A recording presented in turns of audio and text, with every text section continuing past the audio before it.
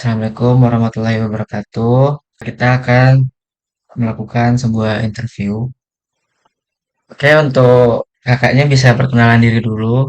Backgroundnya apa, tinggalnya di mana, terus sekarang lagi sibuk apa gitu. Ya, silakan. Ya, bismillahirrahmanirrahim. Assalamualaikum warahmatullahi wabarakatuh. Waalaikumsalam warahmatullahi wabarakatuh. Iya, perkenalkan nama saya Jannatul Aulia, tinggal di Perawang.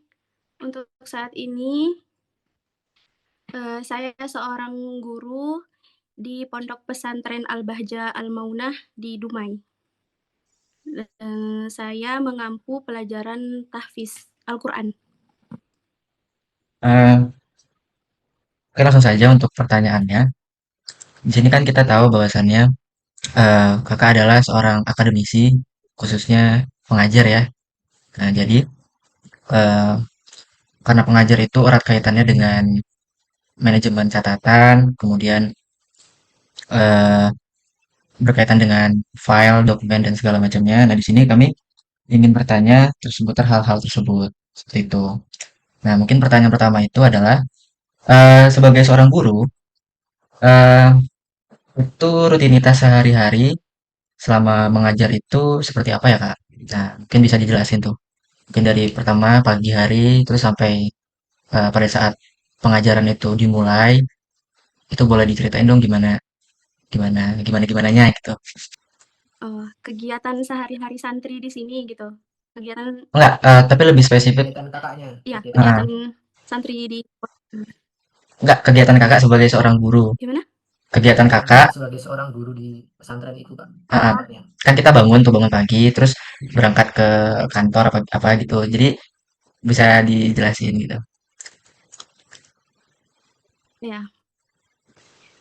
Kalau saya pribadi karena saya mengampu, eee, mata pelajaran Quran, dan guru Quran itu di sini harus mukim ya. Jadi kalau guru Quran ini saya pribadi bangun jam, 4:30, itu ngontrol anak-anak untuk murojaah Quran. 4:30 sampai jam 5. Jam 5 itu sholat, anak-anak sholat, saya ngontrol anak sholat, membersamai gitu ya sampai, selesai doa. Setelah itu, eee, kira-kira jam 5:30.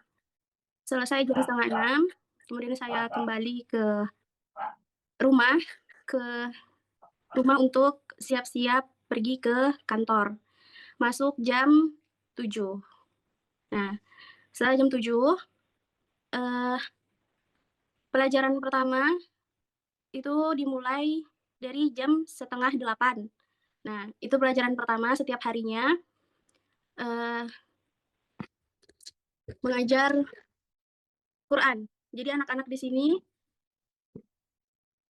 setiap paginya itu diawali harinya dengan belajar Quran. Nah, dan itu saya yang mengajar. Jadi sekitar jam 7:30 sampai jam 8:30 ya. Nah, itu saya masuk mengajar Quran, kemudian setelah itu, sudah tidak ada lagi sampai itu kembali ke kantor lagi. Setelah itu ada lagi jam Quran di jam, eee, 1, 1:30. 1:30 berarti setelah zuhur. Nah, situ masuk lagi ngajar Quran lagi sampai jam 2:30. Nah, sudah setelah itu, eee, selesai. Tapi belum balik ke rumah lagi, harus ke kantor lagi dan saya pulang jam 4 dari kantor. Udah, setelah itu nanti malam ada lagi ngajar. Dari ba'da maghrib, setelah maghrib sampai menjelang isya. Kira-kira jam Oh, 7 sampai jam 8 itu ngajar oke, lagi Quran. Karena memang di sini kan prioritasnya Quran. Jadi oke. banyak masuk Ya, Quran. jadi kita lihat sepertinya Itu sangat kurang lebihnya. oke. Jadi sepertinya sangat sibuk sekali dari pagi sehingga hingga terbenamnya matahari. Nah, di situ untuk pertanyaan kedua mungkin dari Aryo ya. Ya Kak, dari yang Kakak jelasin tadi kan itu dari pagi sampai malam jadwalnya eh, sangat runtut sekali ya Kak. Nah, ini saya mau bertanya untuk bagaimana cara Kakak dalam memanajemen catatan seperti jadwal, terus kegiatan-kegiatan selanjutnya itu biasanya Kakak pakai apa ya untuk mencatat semua kegiatannya?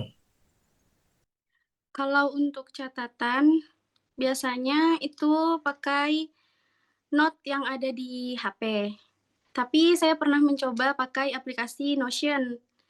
Nah, cuman lebih ribet ya pakai Notion itu. Jadi prepare-nya pakai note yang ada di HP, bawaan HP gitu. Itu kalau untuk catatan yang mendadak gitu. Kalau misalnya tiba-tiba nggak bawa buku gitu. Nah, nyatetnya pakai HP.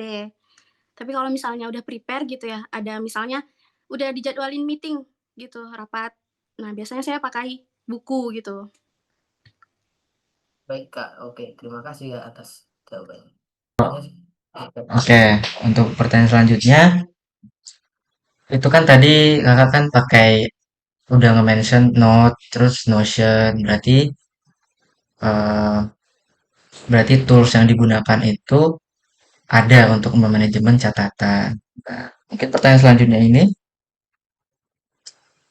lebih kepada problemnya ya. Jadi sering nggak ngerasa ada catatan yang hilang atau lupa naruhnya di mana gitu. Misalkan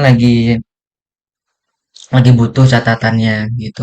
Misalnya catatan catatan jadwal, catatan kerja atau yang penting-penting gitu. Nah, pas dibutuhin malah hilang gitu. Nah, jadi kendala-kendala internal seperti itu tuh apakah pernah dialami seperti itu, Kak? Mungkin bisa dijelasin. Iya, karena saking banyaknya gitu ya di catatan itu, saya pribadi merasa kesulitan ketika misalnya mau mencari catatan yang udah lama gitu ya. Jadi dia lebih apa sih namanya berat berat ininya aplikasinya tuh. Jadi nge-lag gitu. Itu sih kendalanya. Oh, berarti misalkan kakak lagi butuh catatan jadwal apa gitu. Terus itu kakak carinya gimana sih? Maksudnya cara mencarinya tuh gimana? Gitu. Berarti kakak kan masuk ke aplikasinya, terus mencari manual kayak gitu ya? Ya, Oke. Nah, eh kira-kira ketemu gitu.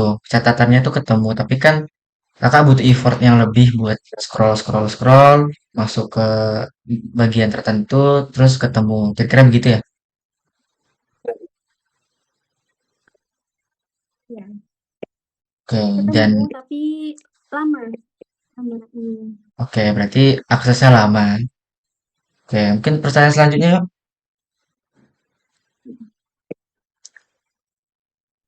Untuk pertanyaan selanjutnya tuh seperti ya yang dijelaskan sama kakak tadi.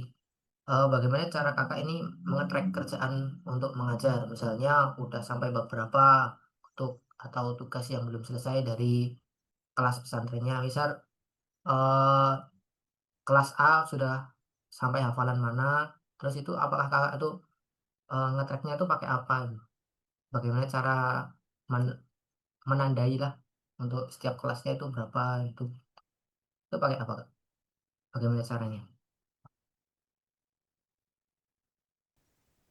Kalau itu berarti itu batas ini ya, batas pencapaian anak-anak ya.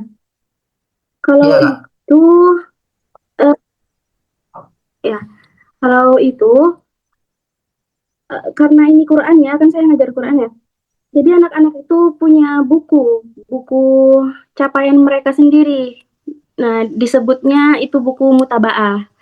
Jadi setiap mereka setoran itu bawa bukunya. Nah, di situ nyatatnya di situ kalau untuk pencapaian anak-anak. Jadi nggak pakai note kalau untuk pencapaian anak-anak. Dan jurnal gurunya juga ada. Jadi pakai buku sih kalau pencapaian anak setiap harinya. Oke, nah mungkin di sini kita lebih berfokus ke kakaknya sebagai guru. Nah, mungkin untuk kakaknya sendiri itu sangat bergantung nggak sih sama aplikasi kayak Notion atau catatan seperti itu atau apapun lah yang memenuhi aspek perlu dicatat seperti itu. Nah, mungkin karena kakak tadi mention Notion gitu. Nah, Notion ini kan aplikasi catatan yang udah besar ya, itu udah banyak juga yang pakai dan kakak juga pakai. Nah, mungkin bisa dijelasin gitu kendalanya pakai Notion tadi, itu kan kita udah dapat kayak susah dicari, terus kemudian berat juga aplikasinya. Nah, itu mungkin ada lagi nggak Kak? Selain itu ada lagi nggak gitu?